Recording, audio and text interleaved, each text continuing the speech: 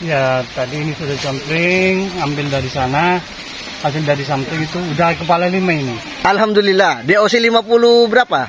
DOC 2 ya? 52. 52 ya? Iya, 52. DOC 52, pakan sudah 22 kilo ya katanya tadi. Iya. 2 kilo. Ini teman-teman, para follower saya bertanya kemarin, kunci dari suksesnya berbudidaya itu apa? Kuncinya udangnya. Kita lihat penampakan udang.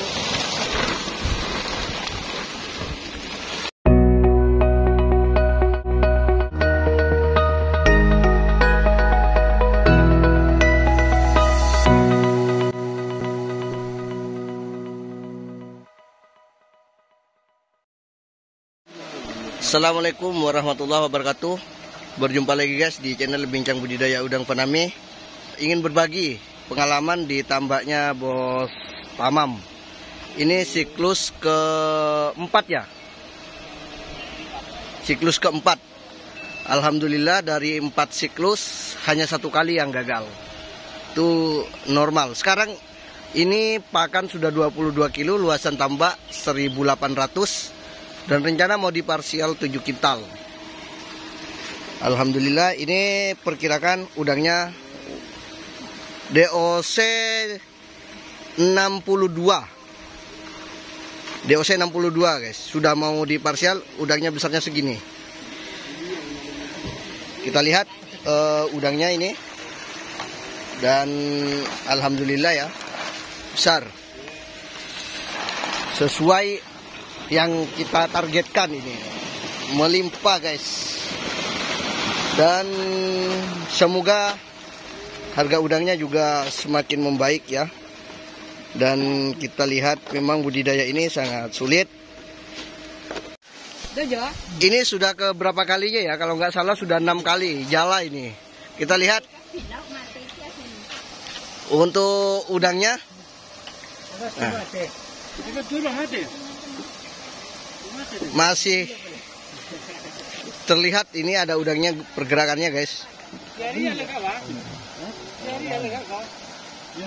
Pakan 22 kilo ini harusnya sudah tonasenya sekitar 2 tonan ini sudah. Estimasi sekitar 2 ton. Dan mau diambil 7 kintal. Tapi saya rasa masih kurang sebenarnya ya 7 kintal. Harus diparsial lagi 2 kali. Dalam 2 minggu maksimal, ini 2 minggu lagi diparsial lagi yang kedua. Kita maksimalkan mumpung lagi bagus-bagusnya ini ya. Karena tambak itu guys, walaupun barengan, semua treatment sama, beda petakan itu pasti berbeda. Untuk warna air ini hijau, tapi hijaunya bagus ya.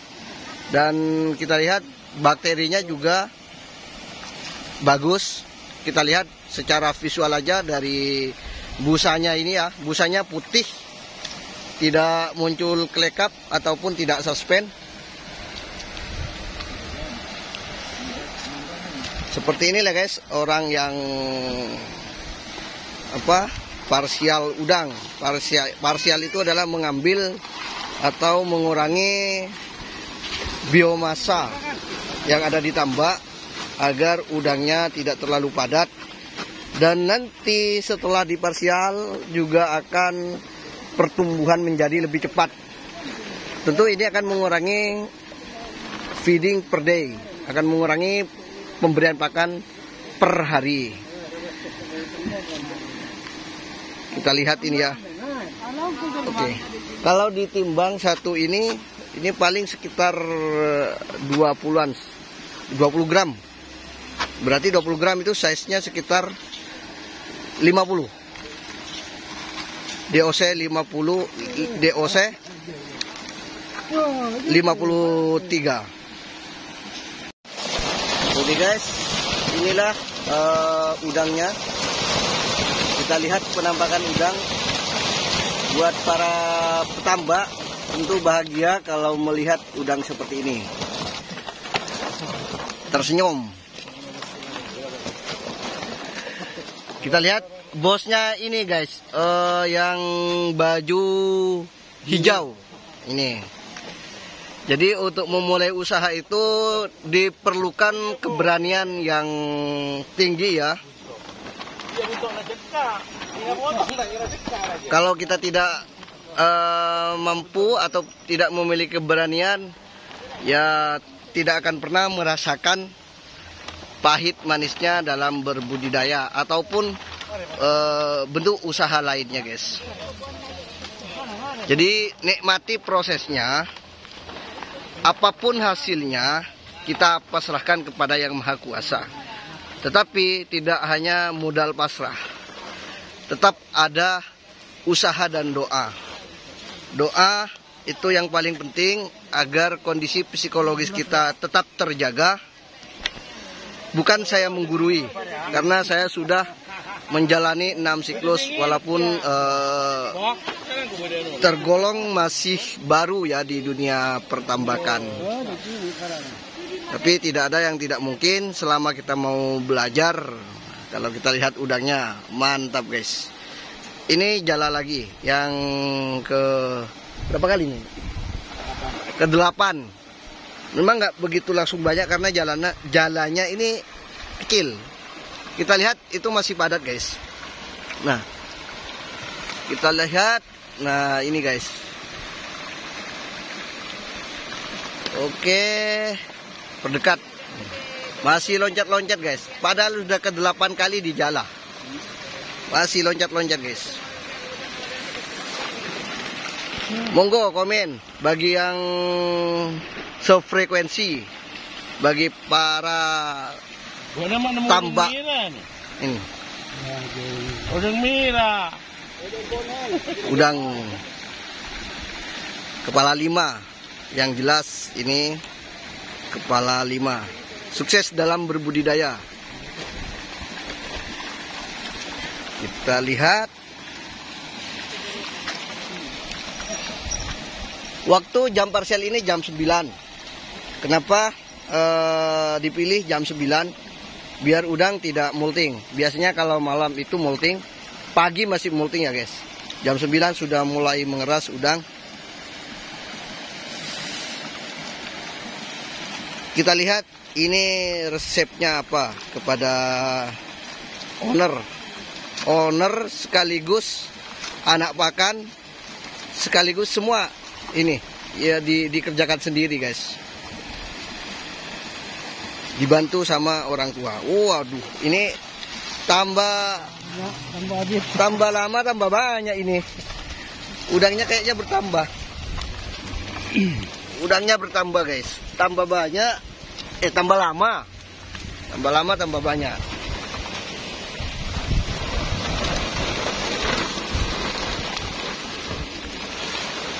Mantap.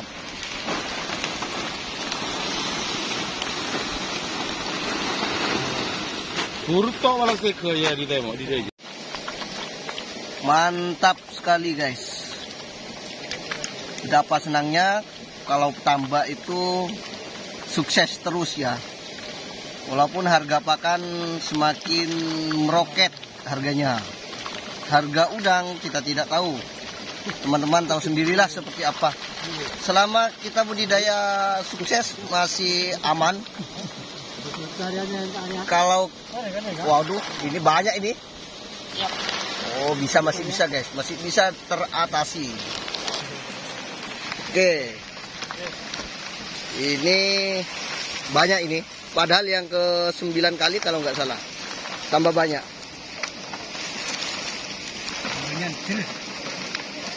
Karena dikasih pakan. Aduh, banyak banget ini guys. Ini udangnya guys. Mantap. Salam satu anco. Oke, kita langsung ke tempat sortir. Ini adalah tim kita. Tim sortir. Seperti ini guys. Kerja sama yang bagus antara petambak dengan supplier dan para tim sortir. Ini memang tim sortir ini yang sudah profesional guys dalam menyortir udang. Jadi udang itu disortir mana yang kecil dan mana yang besar. Biar nanti di sesnya itu tidak merugikan petani. Untuk tim sortir itu harus yang sudah berpengalaman. Harus dicari yang berpengalaman, guys. Oke, kita menuju ke tim sortir ya. Kita lihat ke tim sortir dan kita tanya-tanya. Yang jelas tim sortir ini sudah berpengalaman ya. Karena dia itu banyak menyortir udang. Tahu seluk-beluknya udang besar, udang kecil. Besarnya berapa, ini sudah pasti ahlinya. Kadang-kala kalau sortir itu banyak yang kecil, banyak yang besar. Bagaimana caranya agar udang itu seragam sehingga suppliernya juga tidak rugi? Oke, saya tanya dulu ke Mas yang baju merah ini ya.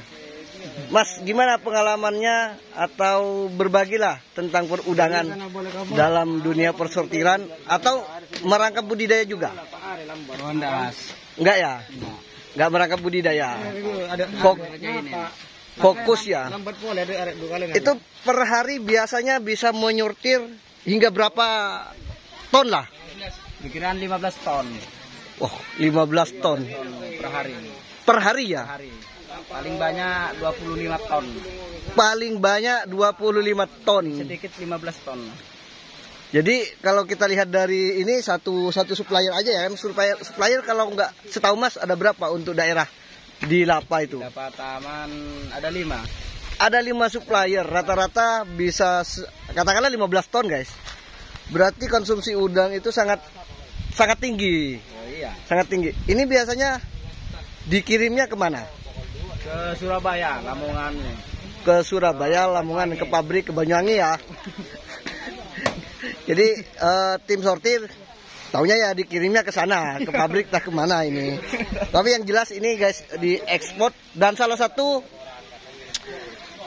tahu nggak kalau ini salah satu pendongkrak devisa negara kita terbesar sebenarnya.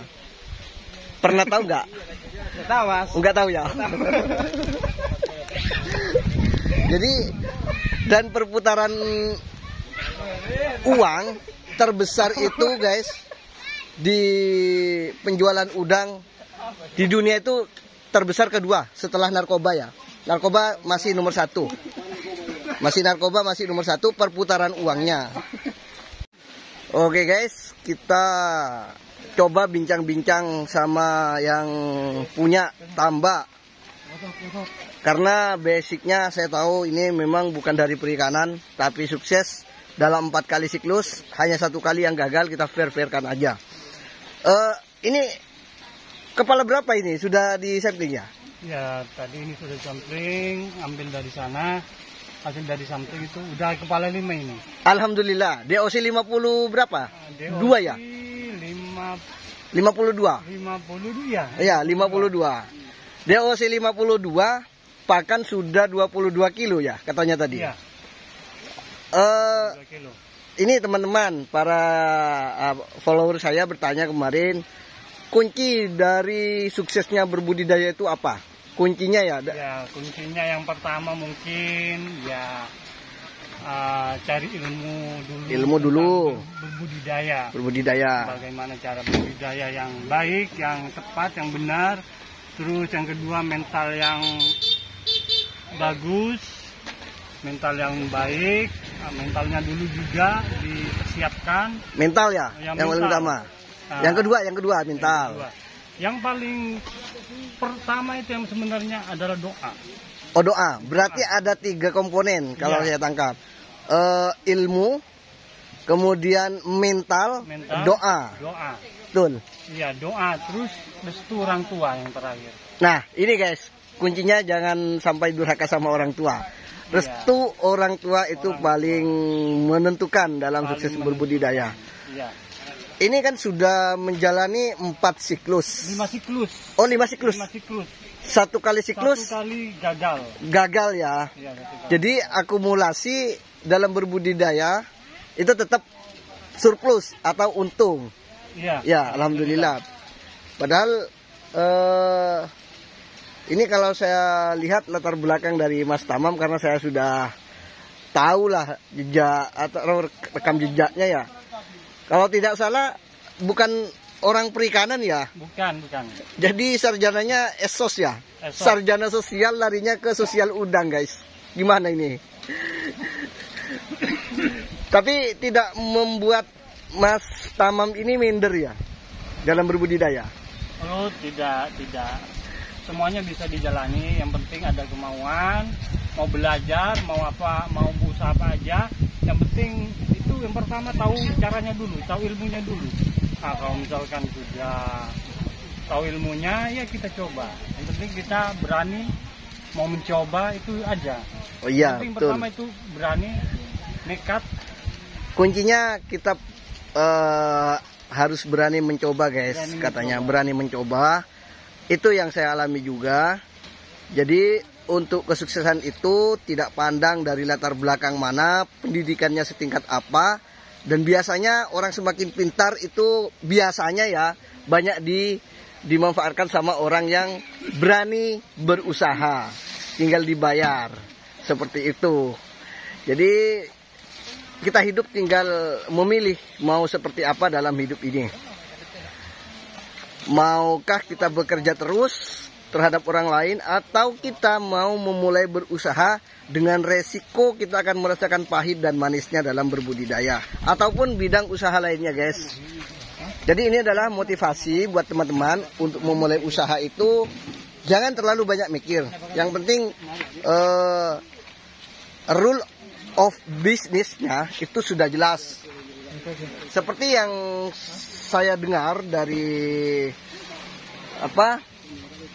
Yusuf Hamka, yang pengusaha jalan tol itu, untuk memulai bisnis itu kita lihat pangsa pasarnya seperti apa. Nah, di udang ini sudah jelas pangsa pasarnya, kita itu diekspor, dan orang yang konsumsi udang itu juga tiap hari makin bertambah guys. Tinggal kita bagaimana caranya berbudidaya ini agar kita tidak rugi. Kalau rugi itu dalam beberapa siklus pasti ada kerugian. Makanya dipersiapkan untuk menanggung kerugian itu. Karena tidak mungkin dalam berusaha itu akan mulus terus. Yang namanya berusaha pasti ada suatu kegagalan untuk sebagai pelajaran. Seperti ini siklus 2 siklus sebelumnya ini gagal. Rugi hingga 30 jutaan. Rugi 30 jutaan. Tapi setelah itu alhamdulillah cuan bisa menutupi kerugian. Dan sekarang juga sukses dari 4 siklus ya, 1 kali siklus yang gagal. Oke guys, terima kasih. Sekian sharing terhadap tentang budidaya udang bersama Bos Tamam. Sukses selalu. Terima kasih. Assalamualaikum warahmatullahi wabarakatuh.